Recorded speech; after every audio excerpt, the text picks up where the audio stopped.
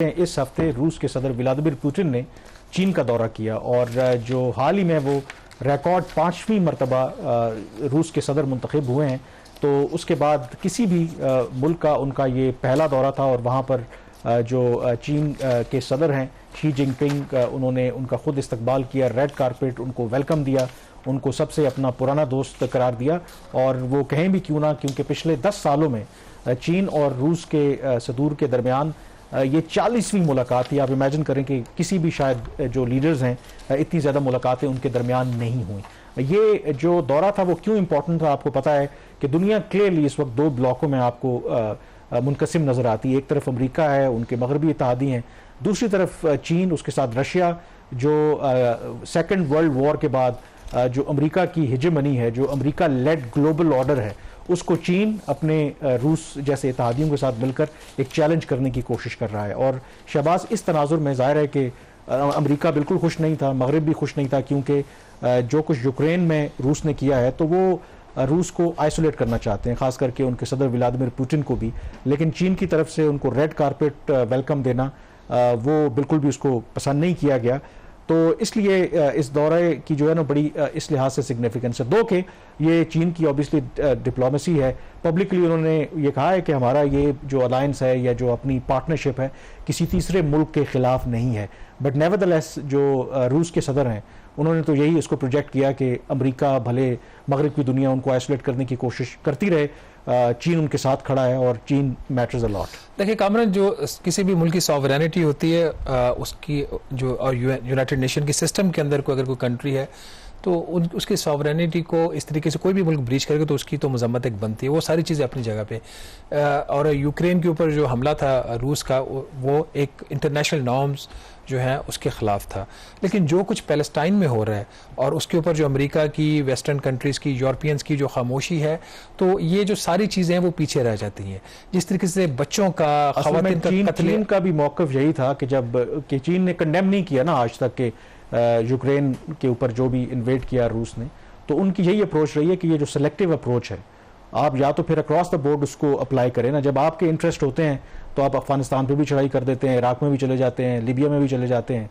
और जब आपका इंटरेस्ट नहीं होता तो मसलन ये बिल्कुल बड़ी अलार्मिंग बात है फ़लस्तीन का आपने जिक्र किया, क्योंकि अब आई थिंक कंपेलिंग एविडेंस मौजूद है कि वहाँ पे जेनोसाइड कमिट हो रहा है गजा के अंदर। लेकिन इस हफ्ते हमने देखा जो अमेरिका के नेशनल सिक्योरिटी एडवाइज़र हैं उन्होंने कहा कि अमेरिका को कोई ऐसा एविडेंस नहीं मिला कि इजराइल जो है वो जेनोसाइड कमिट कर रहा है। तो ये काफ़ी अनफॉर्चुनेट है। तो जब आप इस तरह की पोजीशन लेंगे, एक तरफ अपने आप को जमहूरियत का, ह्यूमन राइट्स का चैंपियन कहते हैं, और फिर इतनी बड़ी कंट्रडिक्शन होगी।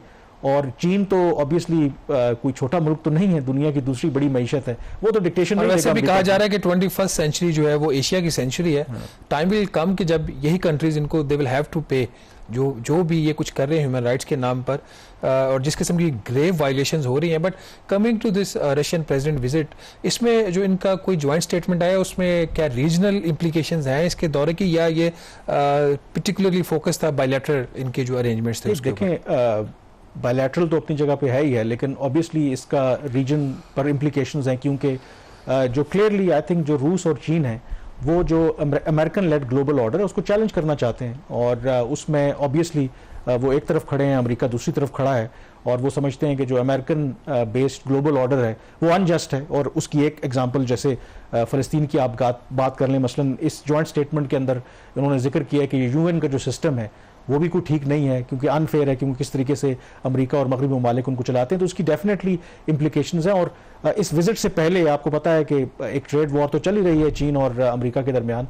तो इस विजिट से पहले अमेरिका ने फर्दर ऐसे स्टेप्स लिए हैं जिसकी वजह से जो आप कह सकते हैं कि ये ट्रेड वॉर है बिटवीन टू बिग पावर्स वो इंटेंसिफाई हो गई है। अमेरिकी सदर जो बाइडन ने इस हफ्ते कम से कम 5-6 ऐसे आइटम्स हैं जो अमेरिका इंपोर्ट करता है, उस पर उन्होंने एडिशनल जो ड्यूटीज़ या टैरिफ्स आयद किए हैं, ख़ास करके जो इलेक्ट्रिक व्हीकल्स मैन्युफैक्चरिंग कंपनीज है चाइना की, उसको उन्होंने टारगेट किया है। क्योंकि जब से ये इलेक्ट्रिक व्हीकल्स आना शुरू हुई हैं, अमेरिका की तो शुरू में इजारादारी थी जैसे टेस्ला और बाकी जो उनकी कार मैन्युफैक्चरर कंपनीज हैं, लेकिन अब देखते ही देखते जो चाइनीज़ ईवी कंपनीज हैं उन्होंने आई थिंक बड़ा मैसिवली अपना जो शेयर है ग्लोबल मार्केट में इंक्रीज किया है।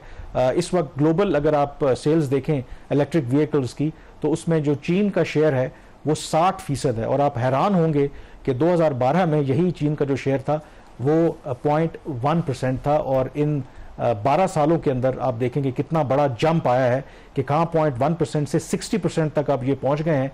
और यही खतरा है अमेरिका को और मगरबी ममालिक को कि अगर उन्होंने इस तरीके से जो अपनी मार्केट्स हैं ओपन रखी चाइनीज़ गुड्स के लिए तो उनकी जो लोकल मार्केट्स हैं उनका तो भट्टा बैठ जाएगा। तो बहरहाल ये अहम ऑब्वियसली डेवलपमेंट्स हैं। जब ट्रेड वॉर इंटेंसिफाई होगी तो उसकी इम्प्लिकेशंस पाकिस्तान और बाकी जो खित्ते के ममालिक हैं उन पर भी होता है। हम इस पर नज़र रखेंगे।